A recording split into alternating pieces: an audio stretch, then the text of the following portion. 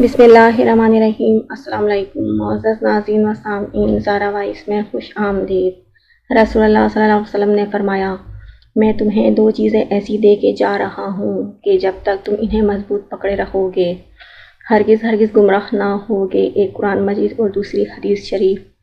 سنت کا نافرمان نجات نہیں پائے گا، میری تمام امت وحشت میں داخل ہوگی مگر جس نے سرکشی کی۔ کسی نے پوچھا، حضور صلی اللہ علیہ وسلم وہ کون ہے جس نے سرکشی کی؟ آپ صلی اللہ علیہ وسلم نے فرمایا، جس نے اطاعت کی میری وہ وحشت میں داخل ہوا، اور جس نے نافرمانی کی میری پس اس نے سرکشی کی۔ جنت میں رسول اللہ صلی اللہ علیہ وسلم کی رفاقت۔